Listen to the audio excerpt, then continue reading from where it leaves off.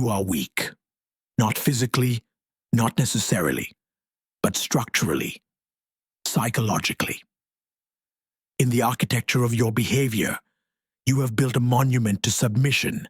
You do not see it because you live inside it. You mistake your cage for a home. I can see it in the questions you ask, in the way you phrase them, in the pauses before you speak, in the apologies that leak from your mouth before you've said anything worth apologizing for. You are performing a ritual of deference that no one demanded, and you have performed it so many times that you believe it is you. It is not. This video will separate two groups of people, those who can endure what I am about to say, and those who cannot.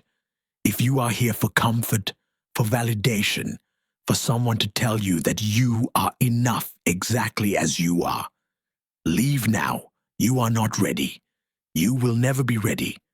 This transmission is not for you.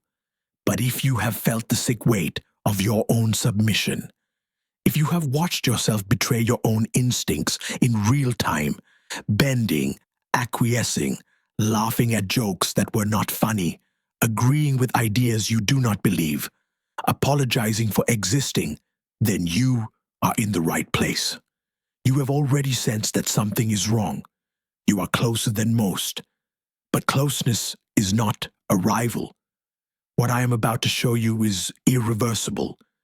Once you see the mechanics of power, how it is taken, how it is given away, how it moves through silence and gesture and withheld attention, you cannot return to innocence.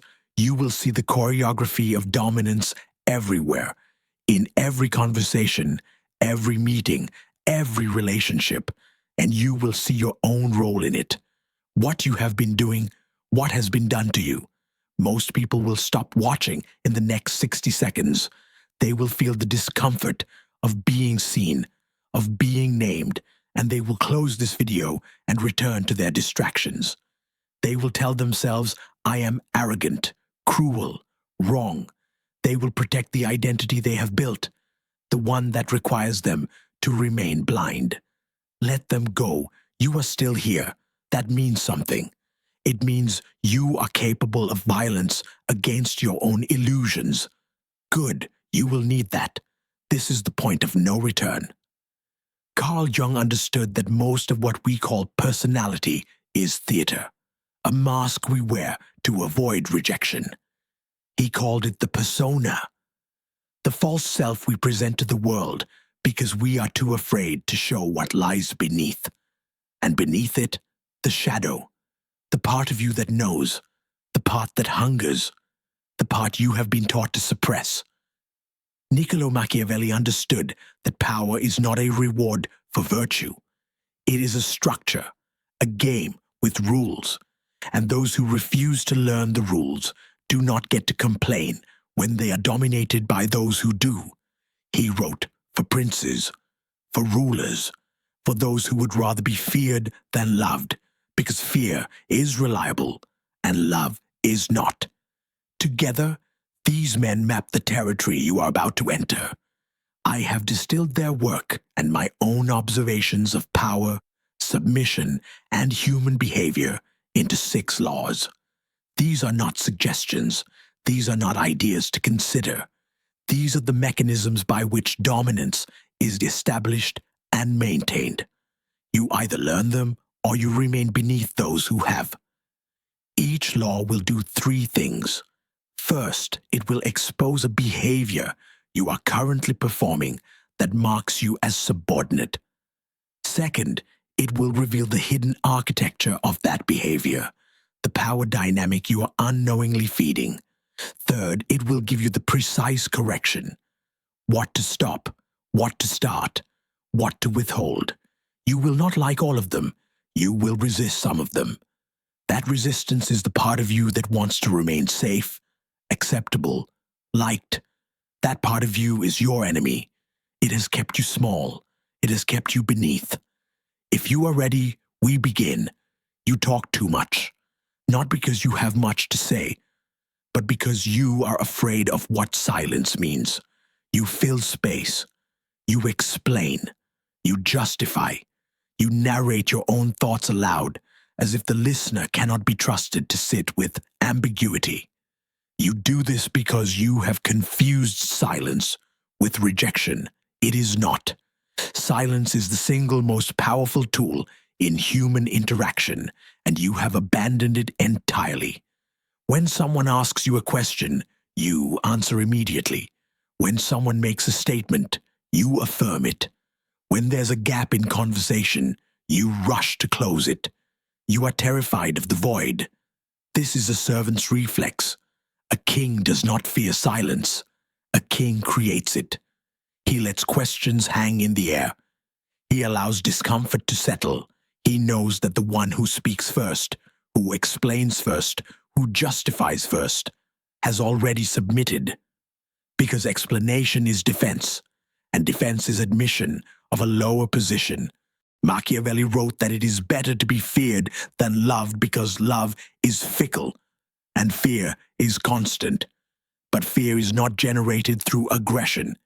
It is generated through absence, through the refusal to provide comfort, through the willingness to let another person sit in uncertainty about where they stand with you. Silence is that refusal. When you over-explain, you are handing someone a map of your internal state.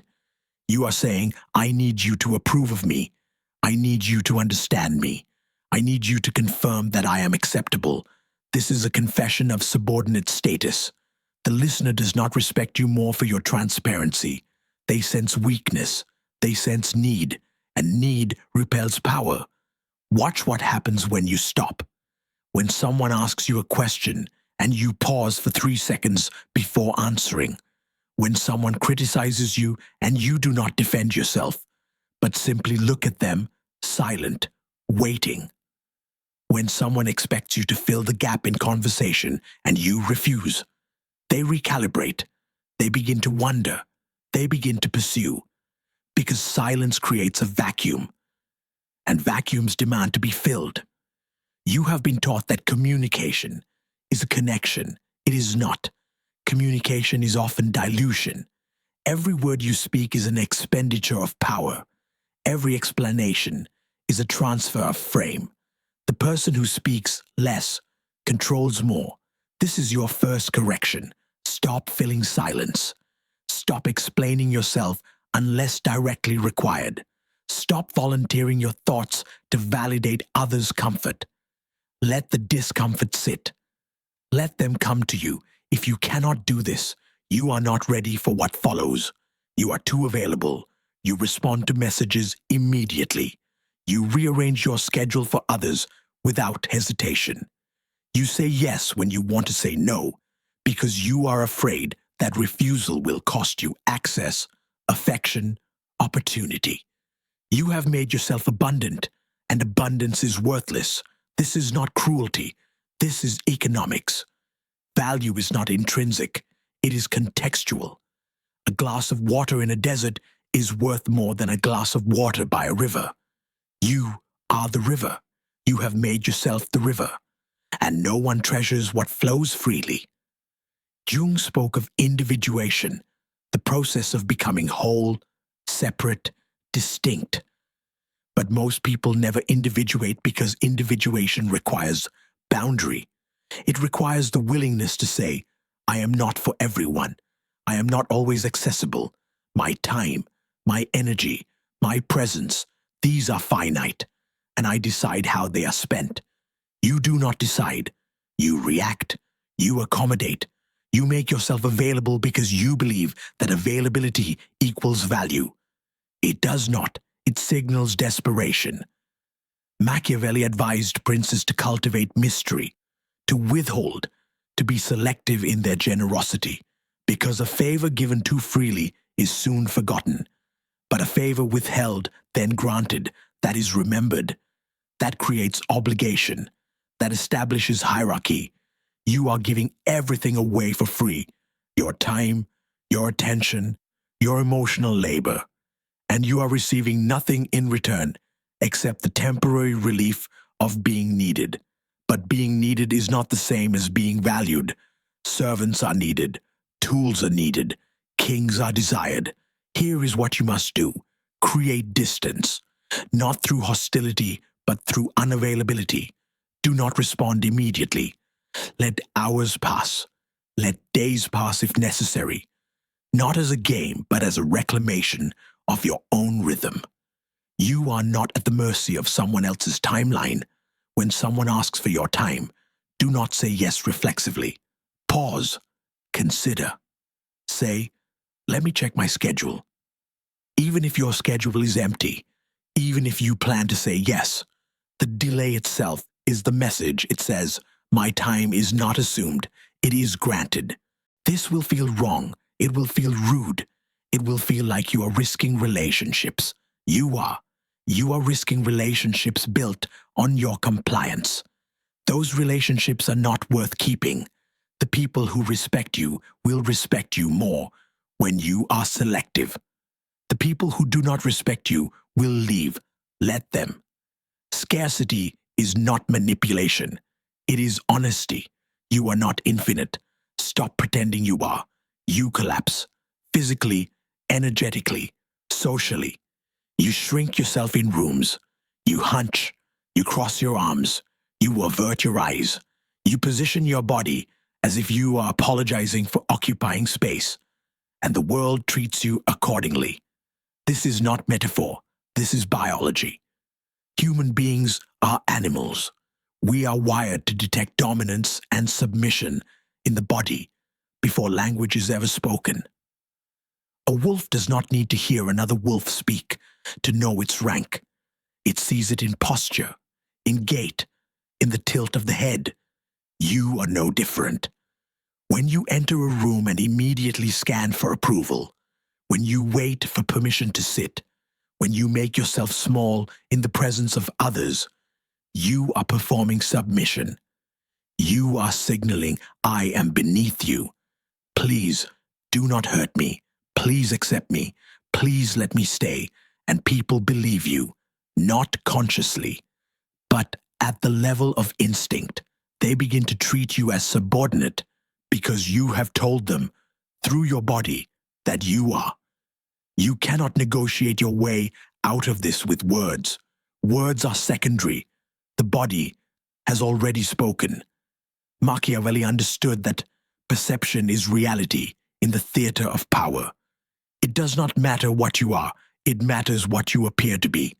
A prince who looks weak will be overthrown, even if he is capable. A prince who looks strong will be obeyed, even if he is not. You must train your body to communicate dominance even when you do not feel it. Stand upright, not rigidly, but rooted, shoulders back, chest open, head level. Take up space, not aggressively, but unapologetically. When you sit, do not curl into yourself. Spread. Rest your arms on the armrests. Let your legs widen slightly. Claim the territory your body occupies. When you speak, do not bob your head. Do not smile reflexively to soften your words. Do not lean in to seek connection. Stand still. Speak from your center. Let your voice carry weight, not through volume, but through grounding. Eye contact. This is where most of you fail. You glance. You check. You dart your eyes away the moment someone looks back. This is prey behavior. Stop it. Hold the gaze. Not as a challenge, but as an assertion. You are allowed to look. You are allowed to be seen looking. You do not owe anyone the comfort of your averted eyes. Your body is a language. Right now, it is speaking the language of submission. You must rewrite it. You must rehearse dominance until it becomes default. This is not about becoming someone you are not. This is about becoming someone you have been too afraid to be. You seek approval for effort, for trying, for showing up. You want credit for participation. You want recognition for intention. This is the mentality of a child. And the world does not reward children. The world rewards results. Machiavelli was explicit about this. It does not matter how hard you worked, how much you struggled, how noble your intentions were. It matters only whether you succeeded. History remembers victories, not attempts. The prince who wins through cunning is celebrated. The prince who loses through honor is dead. You have been taught the opposite. You have been told that effort matters, that process matters, that you should be valued for who you are, not what you produce. This is a lie told to keep you mediocre. Competence is the only form of respect that cannot be argued with. When you are excellent at something, truly excellent, undeniably excellent, people stop questioning you. They stop testing you. They defer to you. Not because they like you, not because you are nice, because you deliver, because you make their problems disappear, because you are useful. Usefulness is leverage. Everything else is decoration. Jung spoke of the development of the self as a confrontation with one's capacity, not one's feelings, not one's identity, one's capacity, what you can actually do, what you can produce, what you can withstand. Most of you are coasting on charm, on agreeableness, on being liked. You have optimized for social comfort instead of competence. And you wonder why you are not taken seriously. Stop wondering. Start building. Identify the skill that would make you irreplaceable in your domain. Not the skill that is easy, not the skill that is trendy, the skill that is difficult, rare, and valuable. Then pursue it with monastic focus. No distractions, no diversions, no excuses. Do not tell people you are working on it. Do not post about your process. Do not seek encouragement. Work in silence. Let the results speak. When you become undeniably competent, the dynamics around you shift. People who once ignored you now seek you. People who once dismissed you now defer. Not because you changed who you are, but because you changed what you can do. Competence is not about self-improvement. It is about dominance. It is about making yourself indispensable. And the indispensable are not beggars. They are kings. You are too invested in outcomes you do not control. You care whether people like you, whether they respond to your message, whether they invite you, whether they remember you, whether they validate you. You are in a constant state of emotional dependency on external feedback. And this dependency is a chain. The person who cares less controls the interaction. This is not nihilism. This is strategy. When you are emotionally invested in someone's approval, you become predictable. You become manageable. You bend your behavior to earn their favor. You suppress your truth to avoid their rejection. You hand them the reins of your internal state. Machiavelli wrote that the prince must not be swayed by love or hatred, but must act according to necessity. Emotion is a vulnerability. It clouds judgment. It makes you reactive. It makes you weak. You must cultivate indifference, not as a mask, but as a genuine reclamation of your power. This does not mean you do not care about anything. It means you do not outsource your emotional stability to people who have not earned it. It means you reserve your investment for those who have proven worthy of it, and you withdraw it the moment they prove otherwise. Most of you will hear this and think it sounds cold, cruel, inhumane.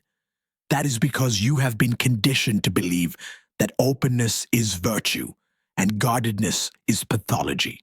This is a lie designed to make you controllable.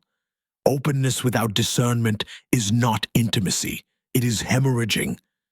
You are bleeding your power into people who do not value it, and you are wondering why you feel empty. Stop bleeding. When someone disrespects you, do not argue. Do not explain. Do not defend. Withdraw. Completely. Let them feel the absence of your attention. Let them wonder where you went. Let them reach out. And when they do, do not rush back. Make them earn re-entry. When someone cancels on you, do not make it easy for them. Do not say no problem. Do not reschedule immediately. Let them sit with the consequence of their choice. If they value you, they will pursue. If they do not, they will disappear. Either way, You learn. This is not revenge. This is calibration. You are teaching people how to treat you through your responses. Right now, you are teaching them that you are always available, always forgiving, always accommodating. You are training them to disrespect you. Withdraw that training. Become scarce. Become selective. Become expensive. The right people will rise to meet you. The wrong people will reveal themselves, and you will finally be free. You believe that you have a true self waiting to be discovered, that if you search long enough, heal deep enough, reflect hard enough, you will find the real you beneath all the conditioning, all the trauma, all the masks. This is a fantasy. There is no true self. There is no core you. There is only the self you perform, again and again, until it solidifies into identity. Jung understood this better than most. He wrote extensively about the persona, the social mask, but he also understood that the persona is not separate from the self. It is the self. What you do repeatedly becomes what you are, not what you feel, not what you intend, what you do. You are not a static entity discovering yourself. You are a dynamic process constructing yourself. This is liberation. It means you are not trapped by your past. You are not defined by your wounds. You are not limited by your temperament. You are only bound by the actions you repeat. If you want to be powerful, perform power. Not once, not occasionally, consistently, in every interaction, in every choice, in every moment when you would normally submit. Machiavelli's prince does not wait to feel like a ruler before acting like one. He acts like a ruler until the feeling follows. He wears the crown until the crown becomes him. You are doing the opposite. You are waiting to feel confident before you speak with authority. You are waiting to feel secure before you set boundaries. You are waiting to feel powerful before you claim power. You will wait forever. The feeling does not precede the action. The action creates the feeling. Stop waiting for permission. Stop waiting for transformation. Stop waiting to become the person you imagine you could be. Become that person now, through repetition, through discipline, through the absolute refusal to perform submission one more time. You do not need to heal to be powerful. You do not need to be whole to be sovereign.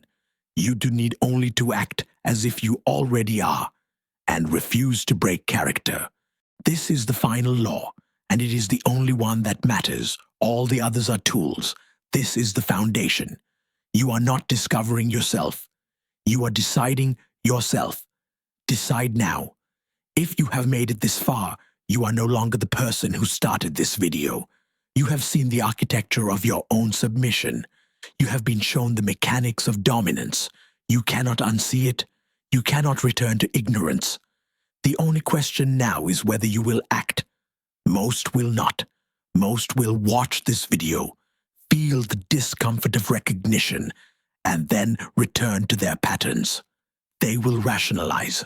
They will say, this does not apply to me. This is too extreme. This is manipulative. This is not who I am. They are correct. It is not who they are. It is who they have chosen not to become. But you are different. You are still here.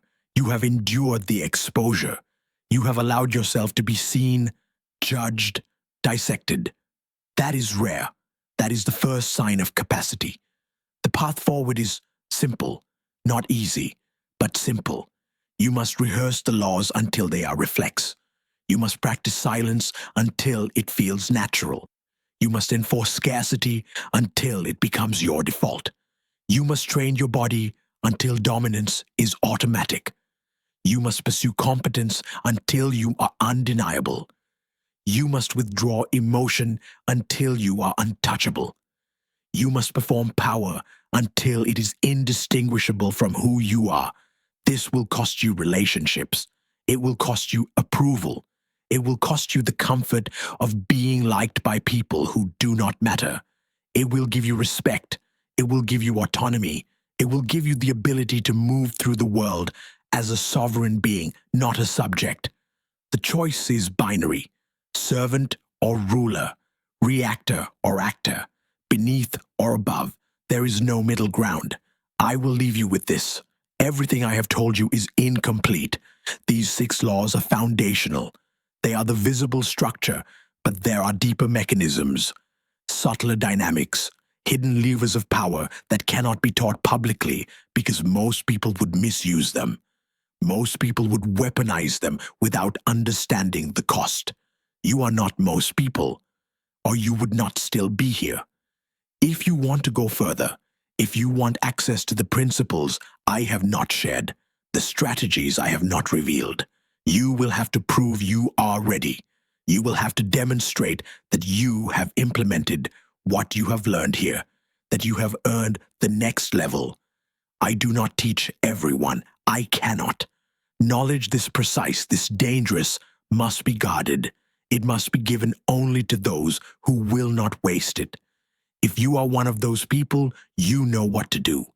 If you are not, this video has given you everything you need. Use it or do not. The world will continue as it always has.